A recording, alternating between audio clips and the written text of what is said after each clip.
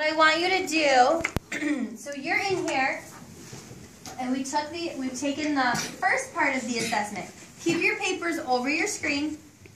There you go. I have half of your screen covered right now because on the left-hand side that's covered is the story, is your actual passage. On the right-hand side that's not covered are the questions.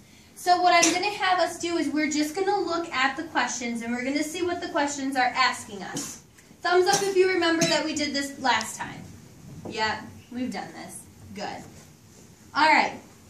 Let's go ahead and look at number 8. That's our first one, okay? It continues off with the numbers from last time, so that's why it starts with the number 8. All right, Tara, go ahead. Read number 8 for me, please. Many items made from trees are used every day. Pick the details from the passage that best support this idea. Okay, so we are picking how many choices in this one? Raise your hand and tell me how many choices. Stephanie, how many choices? 3. 3. How do you know that 3 is important? Rachel? So you can have your answers that match up with the story. But what's different about number 3? It's what? The letter 3, the word 3. It's highlighted. Yeah, it's in bold, okay? So it's very important. So for number 8, you are going to have 3 choices. I don't want to see 4 choices clicked, and I don't want to see 2 choices. We want to make sure we have 3, all right? Yeah. Okay, let's go on down to number 9. Prashad, read just the direction part in number 9, hun. Read the paragraph from the passage and the directions that follow. Okay, so we're going to read that paragraph that they have in number 9, just that paragraph, and then Prashad, go ahead, read what the question is.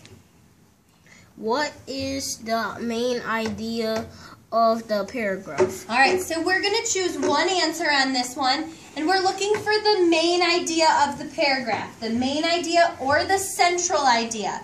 Remember last time this test used the word central idea as well, and we figured out it means the same thing as main idea. All right, so we're going to choose just one answer for number 9. All right, number 10. Who can read number 10 for me? Jacob, go ahead. Read the directions for it. The author used a word that means placed, one on top of the other, of another. Click on the word in the paragraph that is closest to that idea. Okay, so they told us the definition. The definition means placed one on top of another. So in this paragraph, I have to find the word that means that. All right, so what I want you to do right now, I want you to take your mouse, so you got to find it on your little mouse pad and put it over that paragraph. If you look and you run it along the first line, you'll see that the first word is paper making. And I need the little hand to come up so I know I can click on it. I can't click on paper making. If I continue over, there's still no other words that it changes on. So if I go down to the next one, if you go down to the next line, it starts with the word cut. Right here.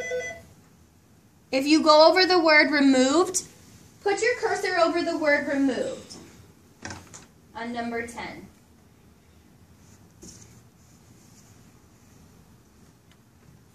What can you tell me about the word removed when you do that? Now, or Ms. Paul, please come to the office just for a moment. Go ahead, Stephanie. What happens when you put your cursor over it? It turns blue. It turns blue. Okay, go ahead. Everybody click the word removed. When you click it, Timothy, what happens? It turns what color? Green. It turns green. Okay? So I can click on that word if that's one of the options. That's one of my options. Instead of putting it in A, B, C, you can choose this word or this word or this word. You have to actually go through and you have to find the word. All right, so say that's not the answer that we want. So what we do then is how do we get it to unhighlight? How do we get it? Prashad, you remember? Click it again. Click it again. Everybody click it again. Uh-oh, mine just turned blue. That's okay. Click it just one time. There you go. And then when you move your cursor off of it, it's not highlighted anymore.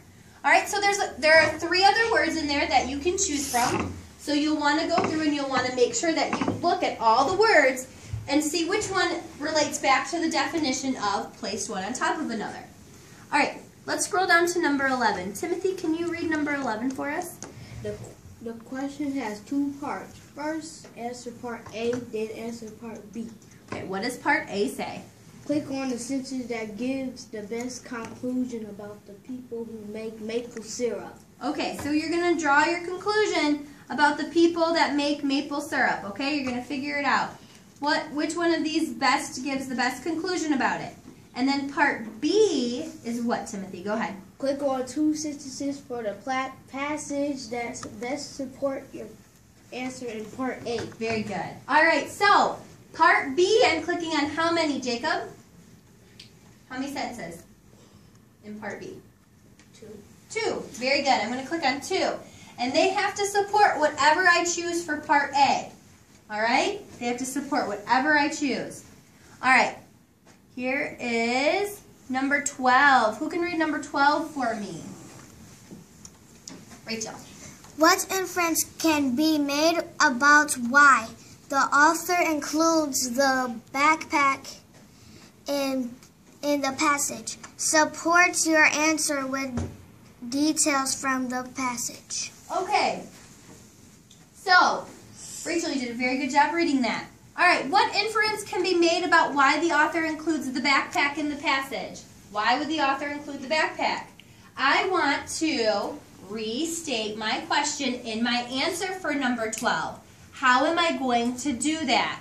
How do I restate my question in my answer? All right, it says, what inference can be made about why the author includes the backpack in the passage? The author, I'll start it for you. Look over here, guys. All right, the author, remember we did this last time. The author what? I just go right to the question and I restate what's in the question. What word comes after author in the question? Includes. Okay. So, the author includes what? What's the next part? The backpack in the passage. The backpack in the passage. Then what?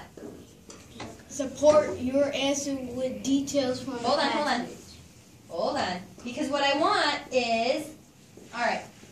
So the author includes the backpack in the passage. What is my word that I want to say? Why?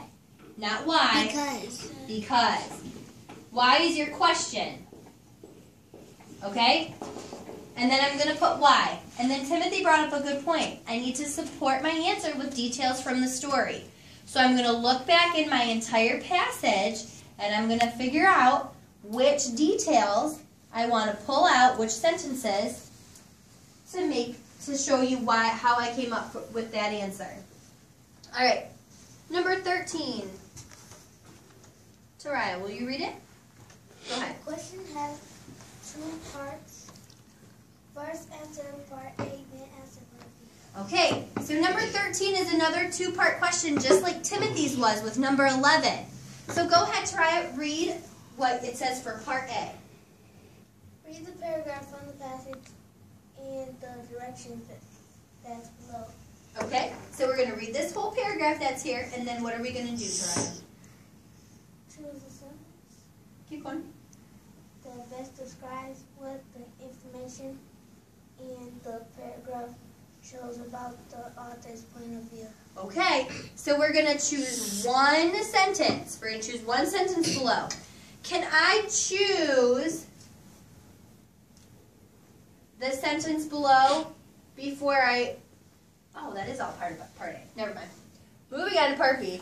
So, I've got to figure out which of these answers best supports the author's point of view from my paragraph. Go ahead, hon. Read part B. Which 2 sentences from the passage best support your answer in part A? Okay, so can I answer part B without answering part A? No. No. Yeah. No, because my part B is supporting my part A. Oh, Miss Stephanie. All right, and let's see. We have two last questions. Number 14. Jacob, go ahead. Read number 14 for me. What is the mostly like you read in the author used paragraph headings for each part of the passage? Okay, what I want you to do right now is let's flip over. Just flip your sheet up on the left-hand side. And if you'll see in bold, they have headings for the paragraphs. All right? In number 14, you're explaining to me why you think that they might have chosen the headings to put above the paragraphs. All right, and we're going to have just one answer for that. And number 15, Stephanie, go ahead, read it nice and loud. Read the sentence from the passage. After the face in the face to Oh, no. Just read the sentence for the passage and then read the question below it, hon. Why did the author? Why did the author use the Phrase. Sandwiching the Graphite. graphite inside the sentence? Okay. So what you're going to do is you're going to tell me why the author used that phrase, sandwiching the graphite inside, okay? So, we're picking one for that one. Now, if I choose A for that one, and I accidentally choose A, and I really want to choose B, what do I do to change it to B? Go ahead, Rachel. Click it again. For this one, I'm just going to click on... Click a different. Yes, just click a different answer on this one. All right, and then for the other ones, that's when you click it again, when you're highlighting and then the squares. All right, you can go ahead and you can scroll back up to number 8, and you can flip your paper over and you can start your assessment. Start reading. If you have any questions, just raise your hand, and I'll be walking around to help you.